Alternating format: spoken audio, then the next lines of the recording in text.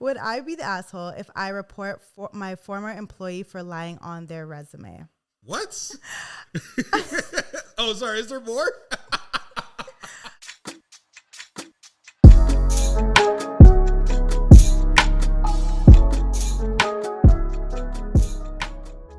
Hi, everyone, and welcome to this week's episode of Don't Go Broke Trying. I am your host, Reni, and this is our Coinfessions episode. If you are new here, Coinfessions are our coin confessions, and they are the questions that you all submit to me and some that I get from Reddit about a topic relating to money. So if you would like to submit your Coinfession so it can be answered in a future episode, just use the link in our description box or in the show notes. It is an anonymous form and you can just submit any question that you have related to money.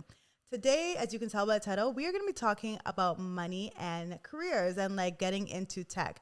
If you listen to our previous episode, which I think you should, you just pause this, go listen to the previous one. In the previous one, we were talking all about the journey of getting into tech and how to not go broke going on that journey. I spoke to Jermaine The Jobfather Murray. Hi, Jermaine. Hey, what's up? And he was amazing. So, I think you should listen to it, right? Well, what do you think, Jermaine? Most definitely. Yeah. And you should subscribe and leave reviews. Yes, please do. Right now. Right now, pause and go. Okay, come back. Okay. Now, Jermaine, so you want to introduce yourself to the audience or just tell them a little bit about you? Yeah, my name is Jermaine L. Murray, also known as The Jobfather. I'm a tech recruiter, career coach, and I'm somebody that's trying to help 500 Black people get new jobs in tech. Yes, and he's doing the damn thing. He's killing it.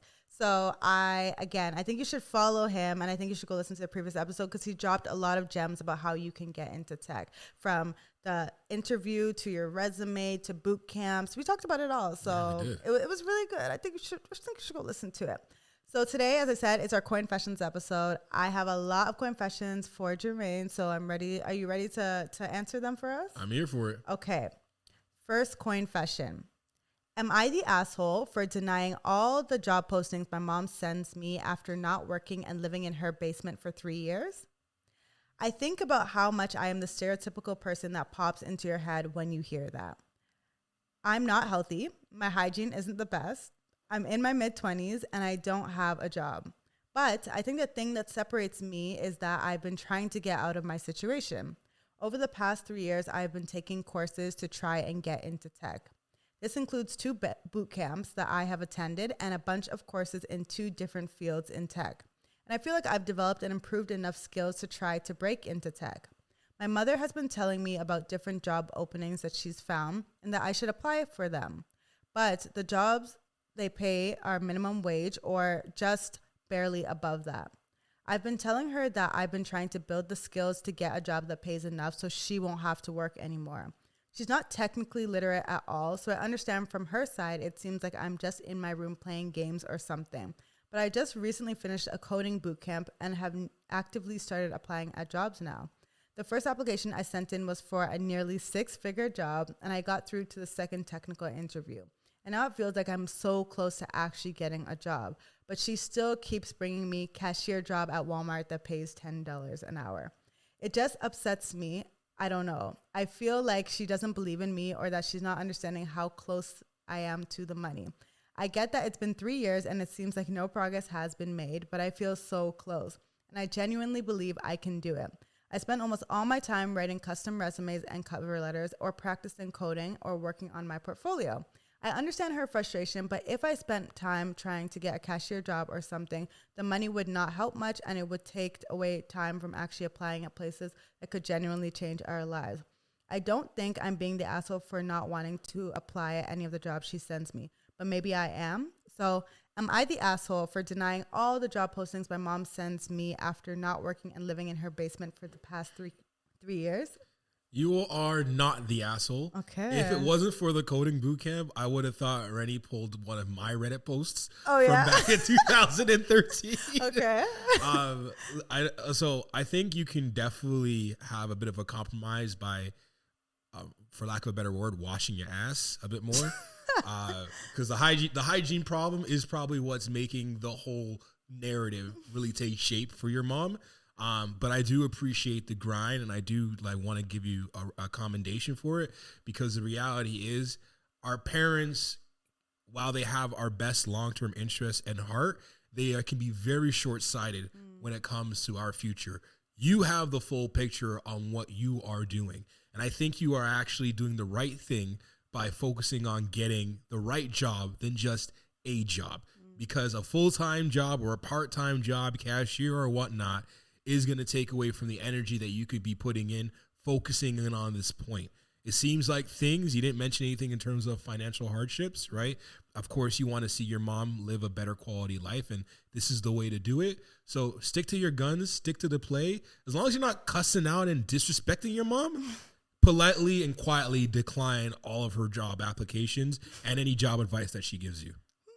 Okay, I like that we have different perspectives because I was thinking he was the asshole. Interesting. I was just like, 3 years is a long time. And I know in the previous episode we spoke about how it takes time and whatever, but at least, like, first of all, as you said, wash your ass. Like, that's a little disgusting.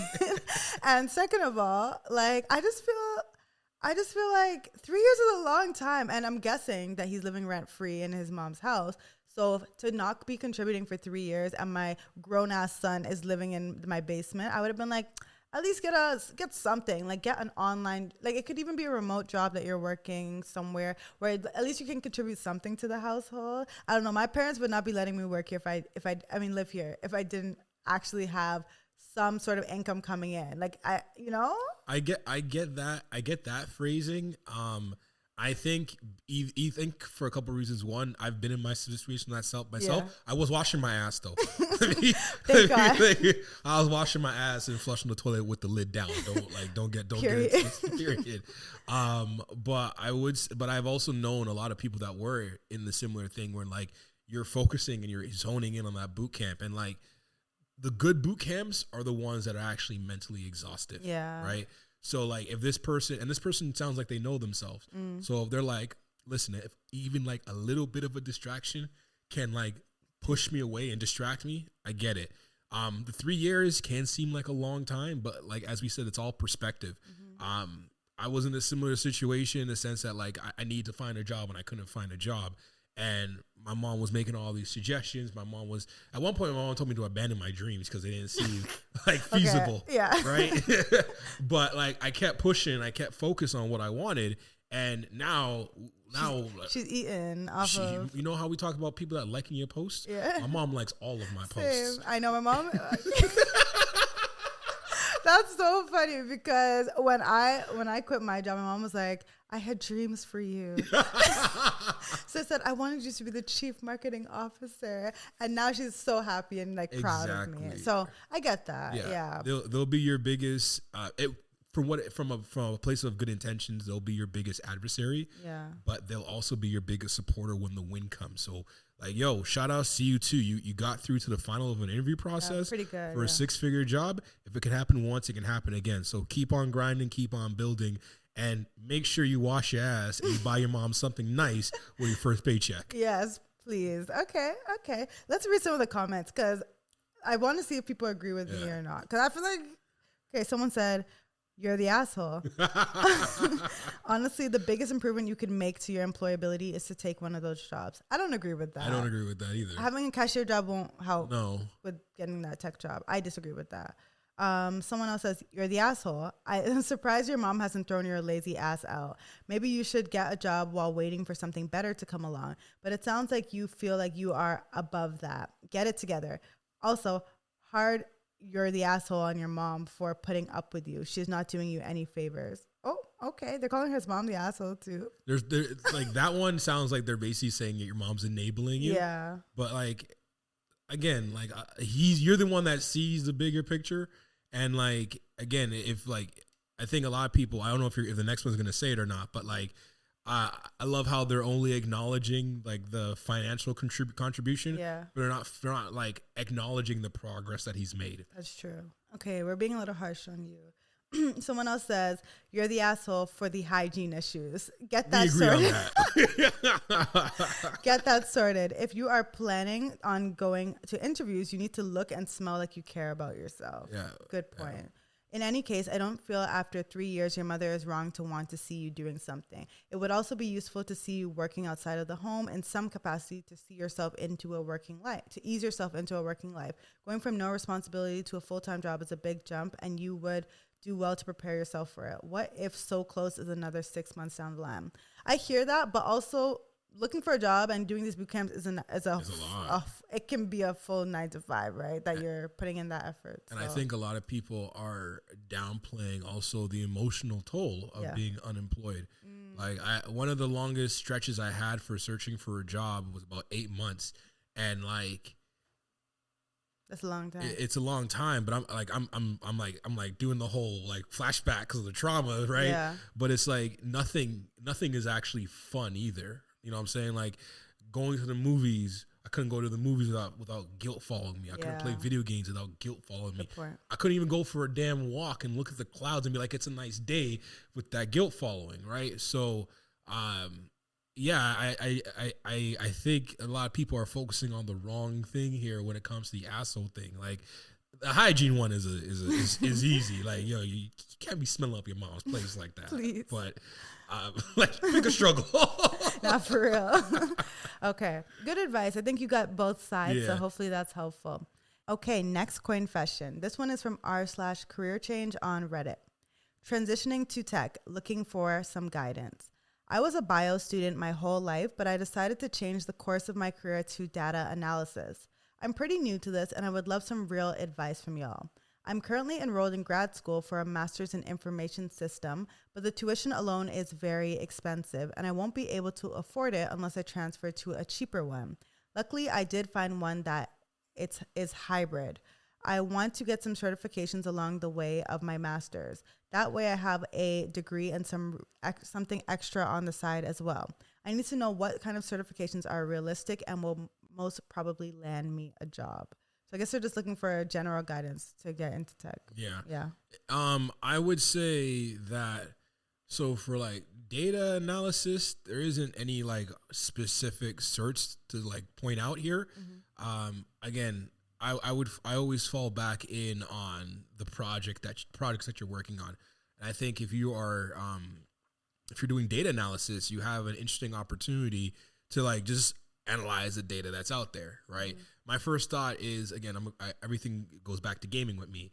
But like if I was trying to be a data analyst or even like someone working in business intelligence, I'm getting the fiscal reports of my 5 favorite gaming companies and doing comparisons and interpretations and making that a blog post and making content from that. Smart. Right? Yeah. That is basically, that is easier than like pointing out one specific cert, because at the end of the day, and I think this is what people always get confused about certs. The certs don't guarantee you the job. Yeah. The certs just say that there's a third-party institution that verifies that you have foundational knowledge of something, right? I always say it's actually best to get a cert after you have a bunch of project work done, because the cert validates the foundation aspect. And like you can retroactively say, I did this, this, and this as this in this context. Smart. Okay, I don't really have anything else to add to that. I feel like you covered it. And what do you think about them going back to grad school for this? Would you say that's necessary? I feel like, personally, you do not really have to go back to like a whole master's degree. So I'd be of the same mind of you. So this is like one of the rare cases where school would be effective and could be a potential blocker, because we're dealing with like data analysis. There's high level algorithms in play as well, where a master's and a PhD would allude or signal to a recruiter that you have a high level of competencies or functions and understandings of how these algorithms and how like the data itself works, right? A lot of data analysts, right, still have to use like Python and code and algorithms in order to like figure out like where they're extrapolating the data from, or building up data pipelines, or just pulling certain reports. So in this case, the master's, I would say, is more of a smarter play than the certs themselves. So I think the master's is good for that foundational aspect, but again, you want to add the projects in there on top of that. That's outside of your syllabus. Okay, good to know. Thank you for that. Next Coinfession. Would I be the asshole if I, okay. Would I be the asshole if I report for my former employee for lying on their resume? Yes. What? Oh, sorry. Is there more? Okay. Like, bro, what? Okay. I found out through the grapevine that a former employee is landing a new job. And I suspect it's part because he lied on his resume about the job he held in our office. His leave was problematic and he worked less than a month, failed to complete a task that he chose himself, stopped showing up for work without notice as well. We tried reaching him several times through email and phone calls, but he wouldn't return communications. Recently, I learned that he is joining a firm, not a competitor, but that his resume included his employment in our company. He was vague about his work in our organization and didn't include specific department or team that he worked on, as such that reference went under the radar and didn't get checked. He also lied about his term with our company and lied about the type of work that he did. Will I be the asshole if I call his current employer and notify them of his work history and his lie on his resume? I hate the thought of snitching, but I feel morally obligated to do something about this. You're not morally obligated. Like, unless the reference came to you, bro, you're going out of your way to impede on someone's impact, like impede on how someone is eaten. Yeah. Right. Like, I get from like the most morally highest of moral place. Like, you got to be Jesus Christ to have this type of moral high ground over somebody. Yeah. But like, if the company did everything, including like a reference check, or they decide not to do a reference check, it is not on you to go Mr. Save a Company and put yourself on the line for this. Now, if you were to even to say that, yo, on the back channel as a back channel reference, because one of my people that I know took me aside and asked me about this, that's a different thing. But for you to hear through the grapevine and go out of your way, what's wrong with you? You're an asshole. They said I don't like to snitch. I don't like the thought of snitching. Bye. You love the thought of snitching. This guy's ready to call 222 tips right now. Nah, this is. To me, you are the asshole, unfortunately. 100,000%. Yeah, like you're, as you said, you're going out of your way. Like nobody asked you. You're concerning yourself with things that nobody has asked you about. So it's a no for me. Don't do it. Don't do it. Yeah, of course there may be a shit employee, but the other employer will find that out. And like, here's my other thing, right? I'm like, what kind of environment is your organization where somebody becomes so disengaged after a week and they're gone within a month? Yeah. Like, look in the mirror, bro. Yeah, look and you know what? Him willing to snitch, go to access to snitch. It shows. It says a lot. It says a lot. Yeah. Sorry about it. Okay. Some of the comments. You are the asshole. I hate the thought of snitching, but I feel morally obligated to do something about this. You don't feel morally obligated. You're just holding a grudge and think this will make you feel better. Don't F with someone's livelihood unless they're directly causing you, your net worth, or your family to suffer. The guy is gone. Let him be. And also, like, when you get references, like, there's actually some rules about how you're allowed to give a reference, right? So it depends on who you talk to. So it's like, if there are two types of references. There's like a direct reference and an HR reference, right? Okay. So a direct reference is a reference with the manager, and they can spill all the tea that they want. Like I said, if this employee was dumb enough to put this guy as his reference, and in this case, he got that reference call and he spilled all that tea and sabotaged him, he'd be well within his rights. The other one is them contacting HR, and a lot of places, just from HR policy, privacy policy, all they're willing to do is confirm the dates that you worked there and the title that you held. Okay. Right. Maybe like something like Sterling could like do like a more intensive background check, but that's still them calling people that you have given them the contact information and permission to call. Yeah. Okay. Good to know.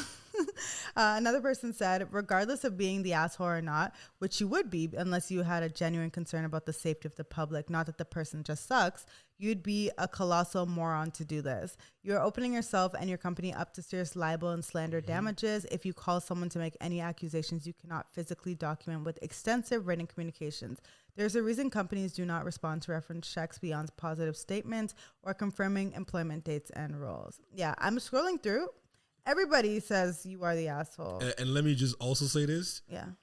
You're screwing with somebody's livelihood and you have no idea what that person is going through or where they're from or who they are. Yeah. I was joking with you guys earlier about like 50 Cent saying like, if I can't find something, I'm going to like attack their mom so they can find me. Yeah. People are crazy, right? Yeah. Imagine like, again, I was in a situation where my housing security for my family was at risk. Yeah. Could you imagine how I would have felt if I found out that a former manager that I didn't even like? Yeah. I might show up at the former workplace and it's a problem. Yeah.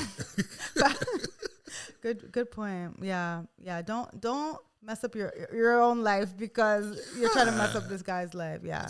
That's yeah. wild. Focus on yourself. Do better. I wish I had a bell to just hit asshole. Do better. Okay. Next Coinfession. Dilemma between current job and transitioning into tech. Hey there, fellow Redditors. I find myself at a bit of a crossroads career-wise and could really use your input. Here's a bit about my background. I'm 27 with a self-taught tech skill set, including coding, thanks to countless online courses, but no formal degree. Currently, I'm employed as a field coordinator at a large hospital, managing 2 departments with the numbers set to double by summer's end, but the workload seems excessive for $22 an hour. I considered switching to software engineering, but the entry-level requirements seem daunting and the job market is less than promising. Moreover, I'm unsure if my interest in coding stems from genuine passion or simply the allure of a higher income. Given my situation and life and skills, what roles do you think may be a good fit for me? I'm looking forward to your insights. Social care coordinator, they said? Right now, field coordinator. Field coordinator. At a hospital. At a hospital. So one of the first things I would look for would be one of the coordinator jobs within tech. Recruitment coordinator, project coordinator, marketing coordinator, anything that has to deal with like coordination, because that skill set that I'm hearing and that workload sounds like this person can handle like quite a bit, especially in terms of just like cross scheduling and things of that nature. In terms of what the actual vertical is, I would kind of need a little bit more about the person's personality and like their background, their skill set. But like just immediately from that, I'm thinking like project coordinator would be like a really good path. Eventually leads into project manager or product manager, depending on what kind of pivot that they want to make. I would also actually encourage them to look within the hospital or like the health network around the hospital for any tech adjacent roles that they could find themselves in. Because like a project coordinator can also become a business analyst as well, right? And a lot of hospital teams, hospitals have their own dependent tech departments, right? Or if they don't have a tech department, they have a managed service provider that they rely on, right? And if it's the second option, or even just if you just go into another hospital network, you already have that subject matter expertise around the healthcare system, around how things operate. Like it can be an easy way for you to like highlight the certain skill sets for you to make that transition, especially internally. Okay, you have a lot of info. Nobody commented on this one, so We gotta send it to him. I'm gonna send them the link to this and be like, go follow Jermaine as well. He drops gems.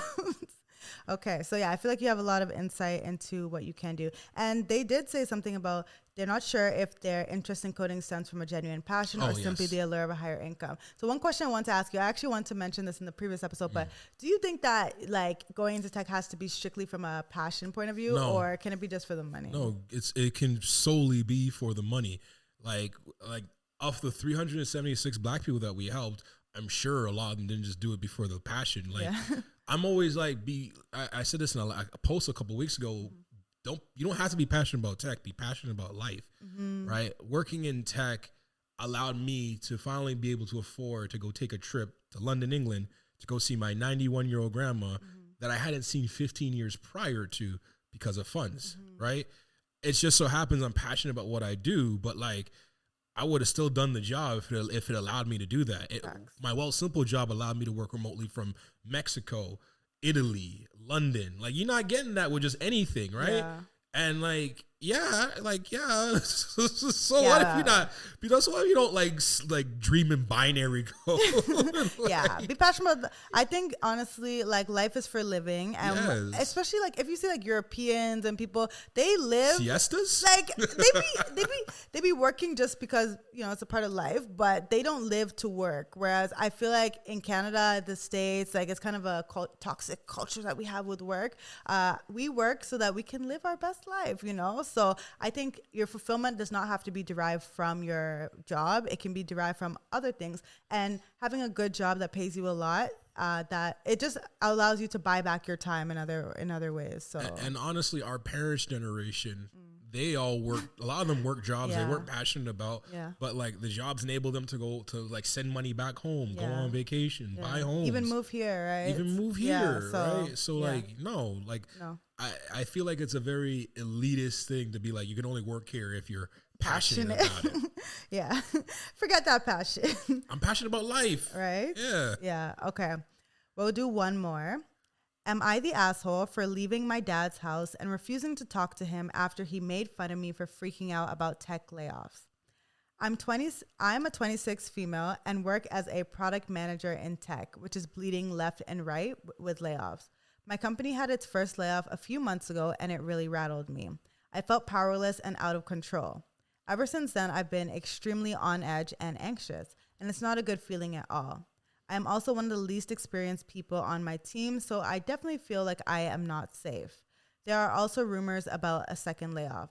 I drove 3 hours to my dad's house yesterday. At dinner, he asked me how work is going, and I opened up to him and told him how I'm feeling. My stepmom was empathetic and encouraging, but my dad acted like a complete asshole, in my opinion. I feel like he reacted really dismissively.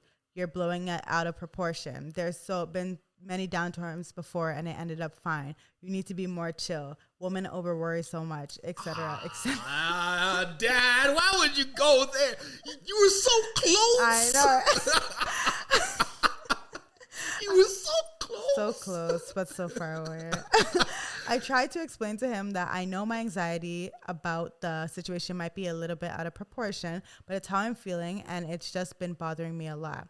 I don't feel like he even heard me because he started talking about how I'm creating this own narrative in my head that's over-exaggerating everything and that I'm freaking out over nothing. Maybe he was genuinely trying to be helpful, but I started to cry. I've just been so stressed about the whole situation, and I just wanted my dad to acknowledge my feelings and empathize with me instead of lecturing me about how I'm ridiculous to feel what I do. I walked out and drove back home 3 hours. My stepmom and him called my cell, but I didn't answer. He left a couple of voicemails, which I listened to when I got home, but none of them had an actual apology from him. He asked me to call him back because he's worried about me and said he thinks it's petty that I walked out on him and that I'm not answering him because it ruined the weekend we were all supposed to have together. So am I the asshole for leaving my dad's house and refusing to talk to him after he made fun of me for freaking out about tech layoffs? You need to rephrase the question is my dad the asshole? Right. So, you're not the asshole. There's some, for like men of the previous generation, I find there's like a blank spot when it comes to like actual empathy right. with their kids. Hard guy, right? Yeah. And he's probably thinking like if he was Jamaican, he would have told her like, yo, when I was your age, I was walking 80 miles to school with no shoes on. Facts. I used to step in glass and I just had to keep walking and Facts. teachers used to box me in the head. Facts. You don't know what hard life is. So he might be taking that route. Yeah. I remember when I got laid off the first time from Future Shop, actually just up the street from here. And my dad, in an attempt to like, dads can also be callous, but they mean well. In an attempt to cheer me up, you know what he said to me? He looked me in the eye and he's like, son, it's better for them to miss you when you're gone than miss when you're gone. And clearly they missed when you're gone. That's why they laid you off. And he was like, and I'm like, my brain hurts. I'm like, what's wrong with you? Why would you say that to somebody? So it's like, now, granted, I was gonna give your dad a bly up until he started going off of the gender stuff. Yeah, women always make it. Oh, yo, bro, what's wrong with you? Come on. So, you're not the asshole. Your dad's. your dad's an asshole. Yeah. But this whole generation is kind of like that. So. I feel like he is. Yeah, your dad's the asshole. You're definitely not the asshole. I feel like it's very normal to be scared about layoffs. Oh, yeah. Like it's completely normal, especially with the environment that it's happening right now. Yeah. And yeah, you're not the asshole. I just ignore him for some time. Just let him ponder on what he said to you. And I wish your stepmom would have stepped in and been like, bro, like chill, like calm down. What are you saying? The other thing I want to just give you a heads up about, because this kind of also sounds like my pops. I don't know about your pops, but like that lack of accountability, you're going to have to make peace with it. Because if you hold your breath expecting him to apologize the way that you would apologize, you're going to die. Yeah. So like, you're going to be holding it for forever. Yeah. That attempt may have been the best attempt that you're ever going to get. That you're ever going to get. So like, good point. Yeah. I feel like a lot of times, like just from a therapy, like unlearning point of view, I feel like you kind of have to make peace with the fact that your parents grew up in a different generation. They grew up with a different mindset, and like they're very stuck in their ways. And like you just have to sometimes trying to reparent them, trying to like no, it's a waste of your breath. It's a waste of but sometimes maybe keeping a distance between them at times will be better for you. That's why she lives 3 hours away. Yeah, right.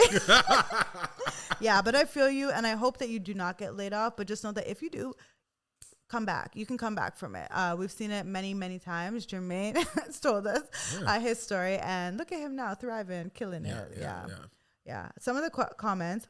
Not the asshole. Your feelings are valid. It can be terrifying to not know if your job is secure. I have been in this position, and it causes so much stress. Layoffs are nothing new, and they put people in unplanned situations. And if your father has never experienced that stress, then he has no room to lecture you on how you should feel or think. Keep your head up, keep working, and do your best to show your value at work. I do think you should reach out to your dad and ask him to just listen to you too. That's not gonna work on dad. He still does love you, and I believe you still love him. Okay. I will say too, just on the point of like anxiety attacks and panic attacks, like your feelings are totally valid, because I remember literally the day they told us at Wealthsimple that they were going to be doing like they're going to be reevaluating how to move forward next. I remember like the day before that all hands meeting, I woke up with a panic attack. And it was because I was seeing everything that was going on in the market, and I convinced myself that we wouldn't, be doing that. They just had like $1 billion valuation. They have all this money, right?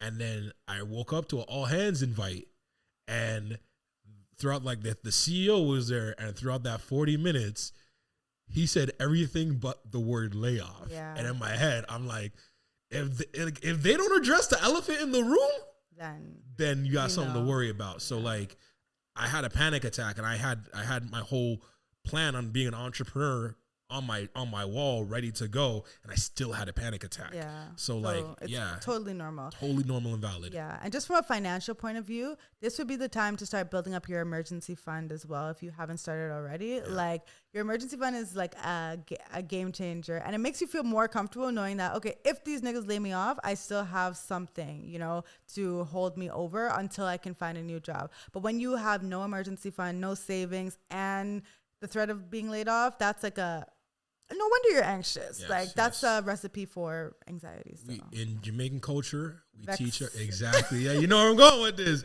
We teach our daughters to have Vex money. So if they go on a date and they don't like the date, they have a way to pay for the food and get home without having to rely on anybody's dirty son. Yeah, so you need Vex money so you can for love and for work. Yeah, so you can cut from your dirty employer. Yeah. Well, Jermaine, thank you so much for coming on the podcast. If someone wants to find you, where would they be able to find you? You can find me on Twitter, LinkedIn, and on TikTok and Instagram. If you type in The Jobfather, I'm the black guy with the Jamaican flag. Yes. And I'll leave all his links in the description box below, or in the show notes if you're listening, just so that's easier for you to, follow him on all the platforms. Again, I will rave about Jermaine for forever and ever because he's doing amazing work. And I think that you can learn a lot from him if you decide to follow him. So everyone, thank you so much for listening.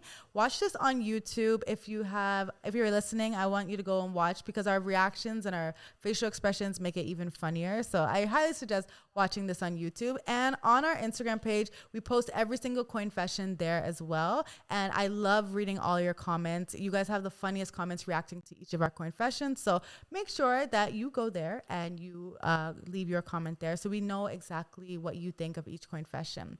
Thank you so much for listening. I hope that you enjoyed this episode, and I will see you in the next one.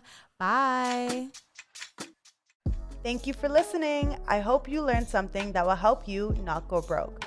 If you're listening to this on Spotify or Apple, please remember to leave a review. And don't hoard this knowledge. Share it with a friend that you think may find this valuable. This episode was produced by Omilia Visuals with music by Wonder Girl.